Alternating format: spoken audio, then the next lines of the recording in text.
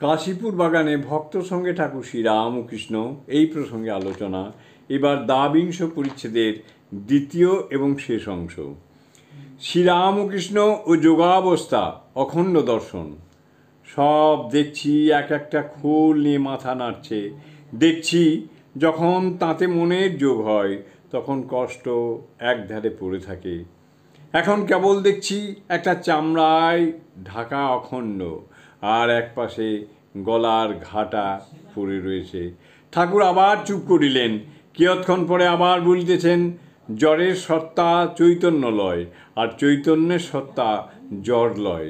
শরীরে রোগ হলে বোধহয় আমার রোগ হয়েছে।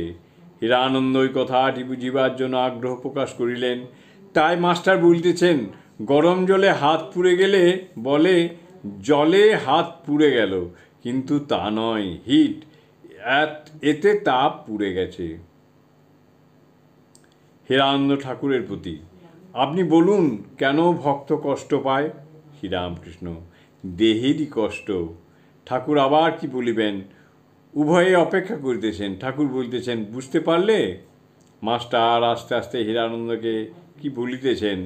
মাস্টার লোকশিক্ষার জন্য নজির, এত দেহের কষ্ট মধ্যে ঈশ্বর মনের 16 আনা যোগ।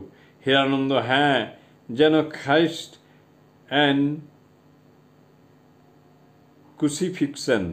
তবে এই মিস্ট্রি, একে কেন যন্ত্রণা? মাস্টার, ঠাকুর যেমন বলেন মার ইচ্ছা, এখানে তাঁর এইরূপই খেলা। ইহারা দুজন আস্তে আস্তে কথা কইতেছেন। ঠাকুর ইশারা করিয়া হীরানন্দকে জিজ্ঞাসা করিতেছেন। হীরানন্দ ইশারা বুঝিতে না পারাতে ঠাকুর আবার ইশারা করিয়া জিজ্ঞাসা করিতেছেন, ও কি বলছে? হীরানন্দ, ইনি লোকশিক্ষার কথা বলছেন। শ্রীরামকৃষ্ণ, ও কথা অনুমানের বই তো নয়। মাস্টার ও হীরানন্দের প্রতি, অবস্থা বদলাচ্ছে। মনে করছি চৈতন্য হউক, সকলকে বলবো না। কলিতে পাপ বেশি, সেই সব পাপ এসে পড়ে।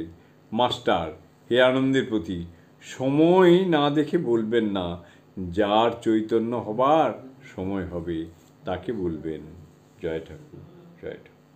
ওং স্থাপকায় চ ধর্মস্য সর্বধর্মস্বরূপিণে অবতার বরিষ্ঠায় রামকৃষ্ণায় তে নমঃ।